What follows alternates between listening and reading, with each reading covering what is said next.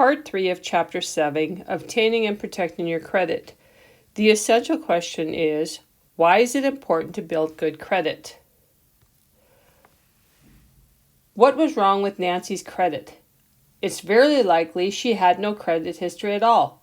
You will sometimes read or hear about a person's good credit or bad credit. This refers to a person's worthiness to receive credit. We all want to establish good credit. Nancy's situation helps illustrate the point. She wants to borrow money, that is, receive credit.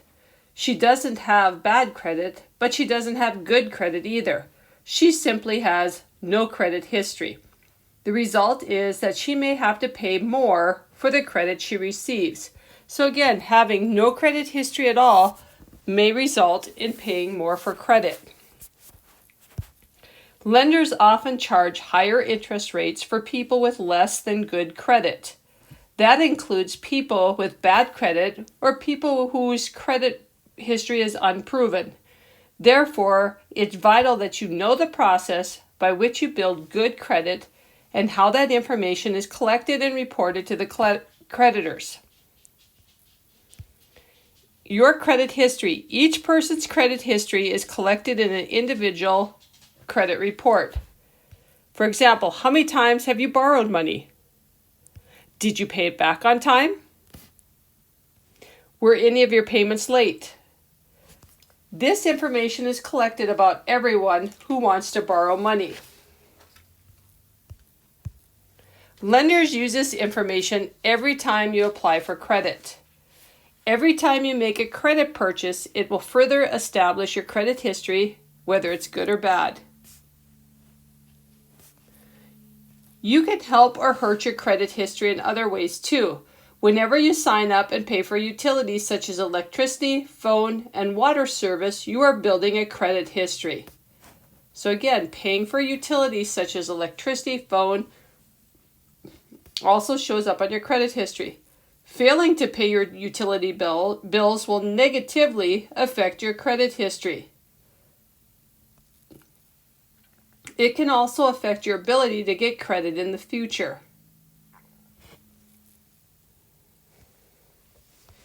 There are 3 C's of credits that lenders evaluate every time you try to get credit.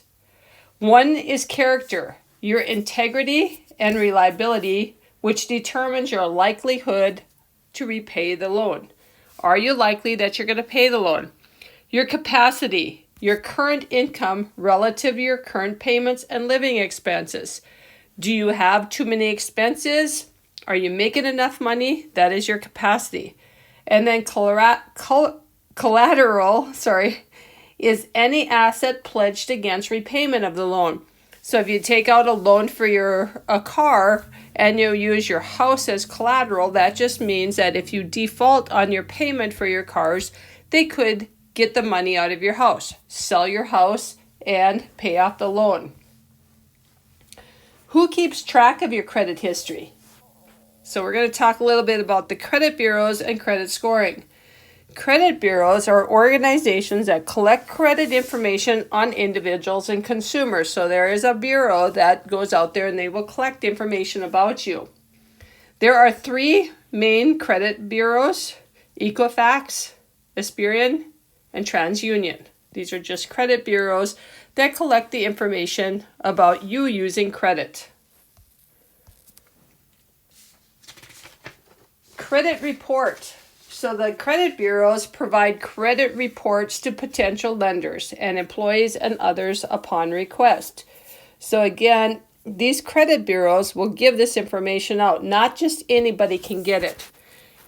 The credit report summarizes an individual's existing and past credit history, and it includes application for credit at any time. So if you've ever applied for credit, whether you got denied or you got it, it'll be on there. Payment record for bills. Do you pay your bills on time? There's certain bills they look at more than others. Whether you've paid a late fee on your credit card, or maybe you had a late payment on a bill. And any other public information will be found on your credit report, such as personal bankruptcy, which is really huge, or any other court judgments against you. Credit bureaus and credit scoring. The credit bureau provides credit reports to potential lenders, employers, and other people upon request. And again, they have to have a reason why they're getting your credit score. Everyone can access his or her credit report once every 12 months, free of charge. So you can get a report free once a year. If you want it more often, you pay for the right to get it. You will see the types of records being maintained by these credit bureaus regarding your personal credit history. So when you look at your credit report, you want to make sure that things are correct on it.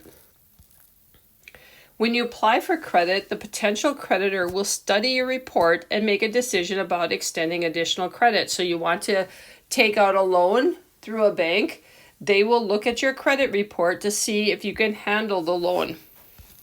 The Fair Credit Reporting Act, it'll limit the sharing of your financial information only to firms that have a legal purpose to evaluate this information.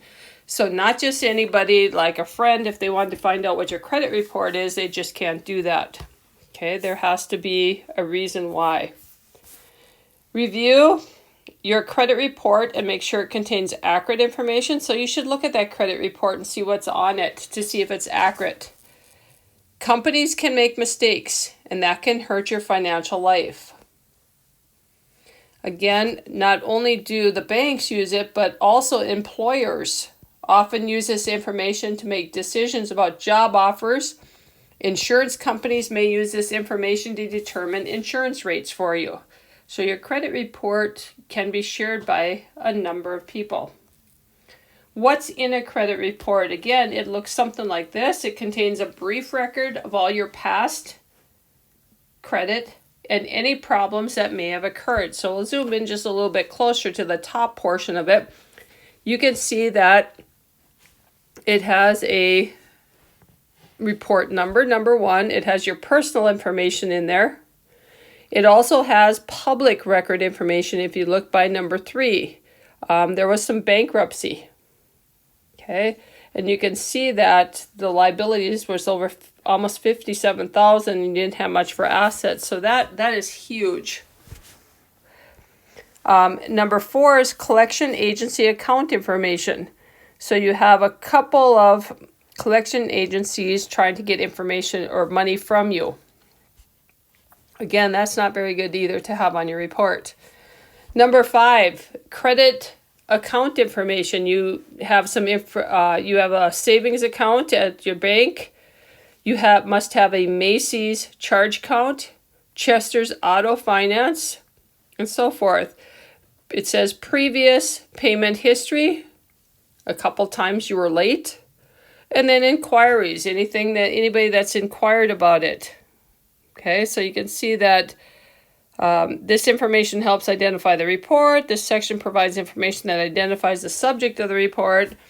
And if you have companies that have asked for the credit information, they'll be listed there. So if you have a bank or you have a credit card or whatever, looking at this credit information, they will be listed in the inquiries. So there's a lot of information, but it's your responsibility to look at this report to make sure that everything is correct on the report. Your credit score. Credit bureaus use your credit history to create a credit score, and they don't really tell you how they come up with a score, but they have some type of solution there. A credit score is a numeric score that uses your credit history to assess your credit worthiness. Are you worthy to get some credit? Individuals with higher credit scores get better interest rates on their loans. They are determined to have a lower risk of defaulting.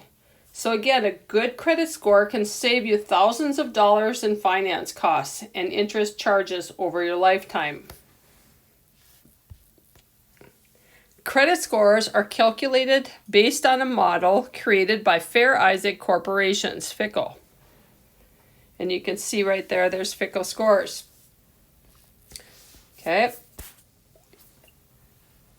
FICO scores will be between 300 and 850. So again, the higher the score indicates a better credit. And again, they don't ever tell you what the formula is for figuring out. They just give you the score. How does your credit stack up? You can see that the tallest bar is a pretty high score, 29% of the population. Okay, 1% is very low. And so you can kind of see where people fall in this category. There's only 11% that are way in that top portion. FICO scores are broke down into the following ways. 35% is based on your credit history. Okay, your credit history is whether you've consistently paid your bills and obligations on time. 30% is based on how much of your available credit you are using. That's your credit utilization. The amount of your credit limit, what percent are you using? If I have a credit limit of $10,000 on my credit card, how much am I actually using? Am I using $1,000 of it or whatever? And the rest is based on other information contained in your credit report. So it's broke down that looks like this. We've already talked about the 35% for payment history. What's your history on paying your bills? The 30% on the amount owed. Then you have 10% on new credit, and that's the length of time since you've applied for a new credit. The 15% for the length of your credit history, and this is the length of the credit, the length of the time you've had credit. Longer is better, so keep an old account unless there is a compelling reason not to have it. For example, you might want to keep a credit card available as long as you're not being charged a yearly charge. Maybe use it once in a while, pay it off. That gives you a good length of credit history. And credit mix. It's the kind of credit you have or the credit mix. It's best to have a mix of installment accounts, those with a set number of equal payments such as car payment or mortgages, and credit card accounts. So they'd look at your credit card mix.